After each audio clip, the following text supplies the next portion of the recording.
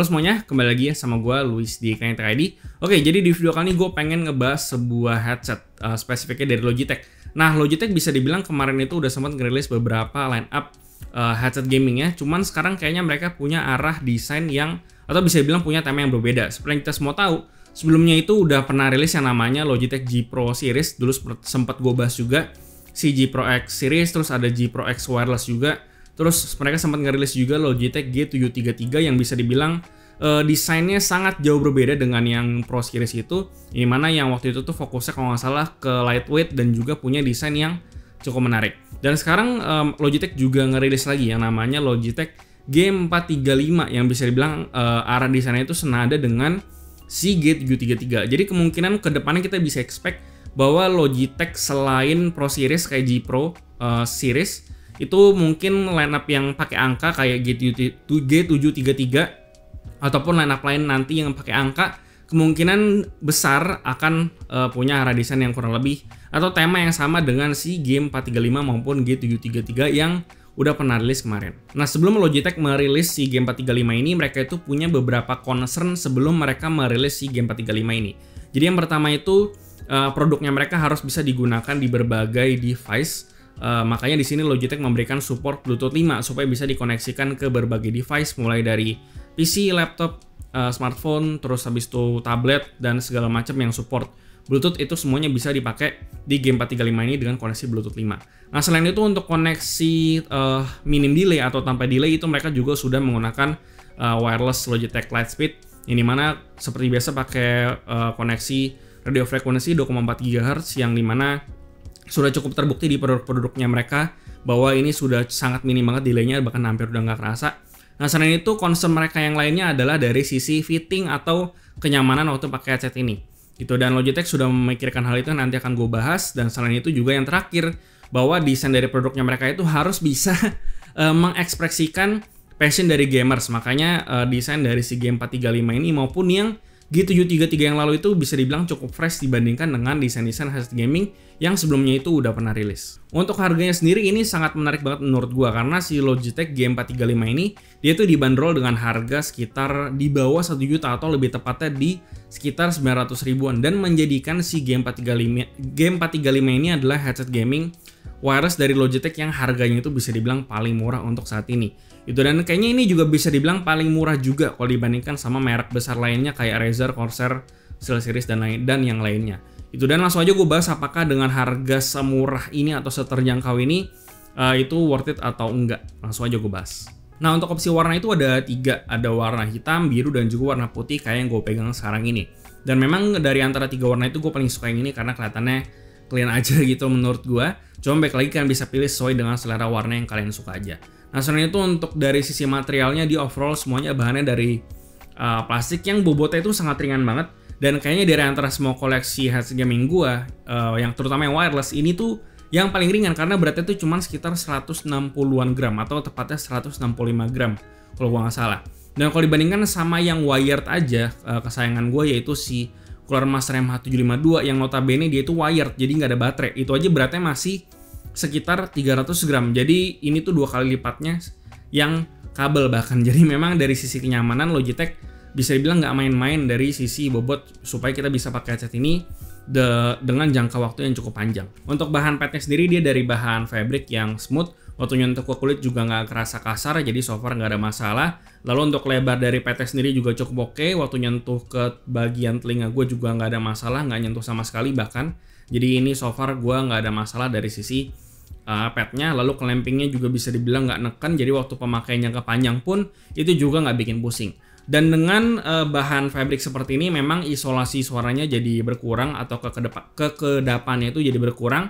Cuman sisi positifnya dia itu nggak terlalu accumulate panas terlalu banyak kayak waktu pakai earpad yang bahannya itu pleather. Contohnya kalau di gua karena kepala gue ini cukup besar dan lebar, dan kalau misalkan gue pakai headset ini di kondisi normal kayak gue pakai headset pada umumnya, nah ini di bagian daun telinga gue itu nyentuh ke bagian bawah ear cup. Jadi itu kalau dipakai agak lama itu bakalan kerasa sakit gitu. Jadi ya agak disayangkan aja menurut gue. Jadi kalau misalkan gue mau pakai headset ini, gue itu harus makainya agak ke belakang dikit gitu, agak nyamping bahkan, baru bisa nyaman pakai headset ini. Jadi biar lebih sedikit lebih turun. Cuma di sini Logitech sebenarnya udah nge-state bahwa size atau ukuran dari G435 ini lebih ditujukan untuk orang-orang yang kepalanya itu lebih kecil gitu. Mungkin lebih cocoknya dipakai buat orang-orang yang mungkin masih sekolah gitu, SMP, SD, SMA mungkin baru cocok sama headset ini karena ukuran kepalanya bisa dibilang ini untuk memang ditujukan untuk yang lebih kecil. Jadi sebenarnya gua nggak begitu kaget. Cuman di sini agak disayangkan aja sih menurut gua karena kalau misalkan kalian terbatas dengan budget dan kalian pengen cari headset 1 jutaan dan kepala kalian besar, berarti kalian nggak bisa beli headset ini karena ya nggak mau sama kepala kalian gitu ya. Cuman baik lagi ini bisa berbeda experience-nya tergantung dengan ukuran kepala kalian. Kalau misalkan kepala kalian lebih kecil, mungkin bakalan muat sama headset ini dan kalian bisa pakai dengan nyaman. Lanjut, kalau soal build quality, headset ini bisa dibilang karena bahannya dari plastik semua dan bobotnya cukup ringan, jadi tuh ini bisa dibilang sangat fleksibel banget lah bawaannya. Dan suara creaking juga minimum banget dan bahkan di unit gue itu nggak ada suara plastik sama sekali. Gitu, dan paling kalian mungkin bakalan ngerasa headset ini tuh mungkin kayak headset mainan karena bobotnya itu ringan banget. Cuman so far untuk build quality gue nggak ada problem sama sekali. Buat kalian yang expect bahwa si G435 ini bisa dikontrol via softwarenya yaitu si G-Hub, sayangnya di sini nggak bisa. Cuman menurut gue di sini bukan sebuah hal yang negatif karena kalaupun ada softwarenya itu juga kebanyakan nggak penting kecuali ada satu fitur yang cuman bisa diakses lewat softwarenya. Contohnya kayak Blue Voice-nya si Logitech G Pro X itu cuma bisa diakses lewat si G-Hub dan menurut gue itu fair kenapa kita butuh softwarenya. Cuman karena di sini nggak ada, menurut gue nggak penting juga kalau misalkan ada softwarenya. Gitu. Dan menurut gue driverless juga bisa dibilang adalah salah satu hal yang bikin positif karena ya kita nggak perlu repot lagi untuk install software, itu satu. Yang kedua, kita nggak perlu menuin storage kita dengan si software yang menurut gue tidak penting itu.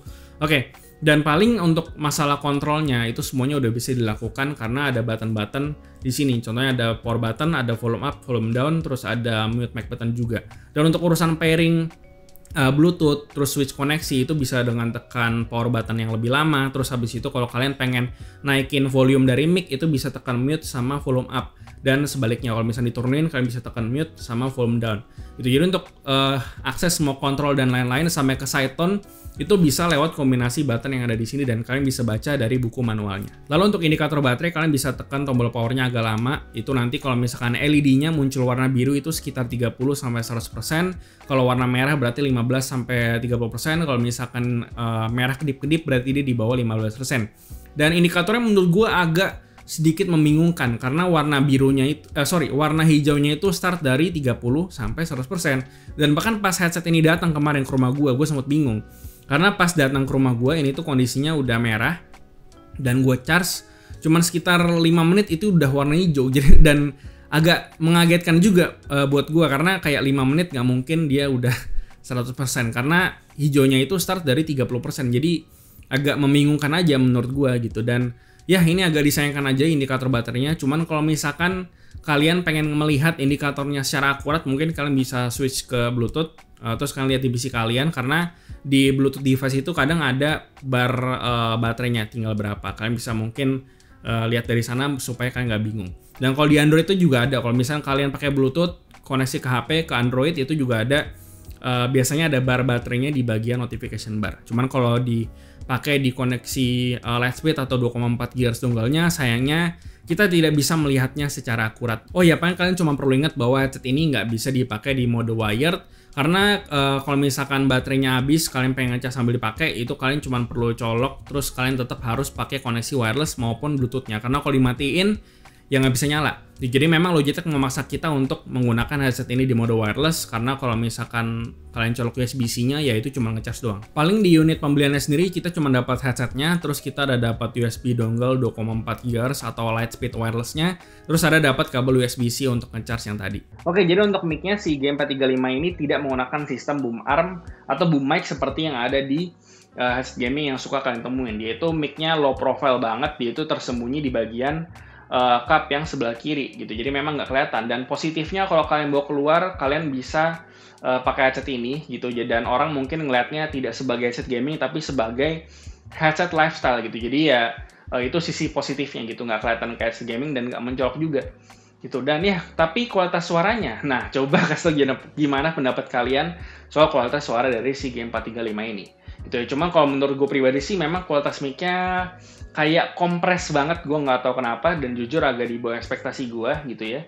Cuman ya memang itu adalah drawback dari tidak menggunakan boom mic seperti yang ada di headset gaming pada umumnya. Jadi ya mungkin mereka fokusnya ke portability, jadi kayak gini ya. Coba kasih gimana pendapat kalian, dan akan gue bandingkan juga dengan satu headset lagi yang kurang lebih harganya masih kurang lebih di range yang masih mirip-mirip, bedanya sekitar 200 ribuan. Kalian dengerin aja. Oke, jadi ini adalah kualitas mic dari Rexus Daxa T1. Ini headset yang harganya lebih murah sekitar 200 ribuan dari si G435, dan kualitas suaranya kurang lebih seperti ini.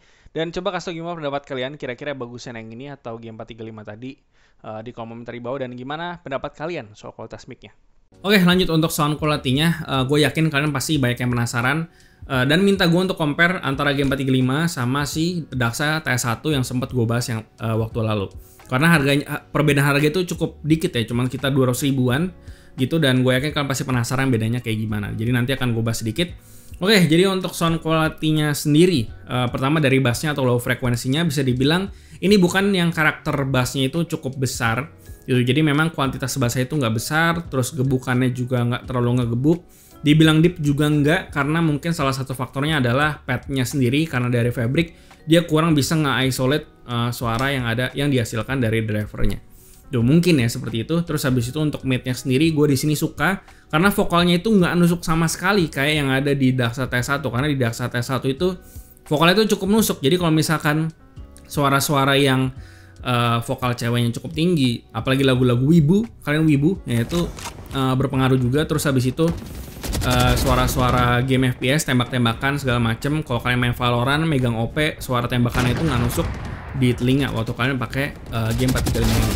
Nah, selain itu untuk high frekuensinya sendiri, untuk auto treble sendiri dia nggak spesial sih kalau menurut gua, nggak ada ya dibilang ngecering juga nggak gitu atau gimana banget. Dan overall untuk tonalnya sendiri gue suka, dan untuk lagu-lagu yang dynamic atau lagu-lagu atau suara-suara yang dinamis, drivernya masih bisa nge-handle suaranya dengan baik dan nggak ada yang tumpang tindih gitu. Dan untuk resolusi suaranya bisa dibilang gue impress banget dari resolusi suara yang ada di G435 ini. Dan untuk clarity-nya juga sama, gue cukup impress, terutama kalau dibandingkan sama Daxa T1 yang lalu. Cuman ya wajar ya, karena yang ini harga lebih tinggi gitu. Dan paling kurang lebih seperti itu untuk kualitas suaranya.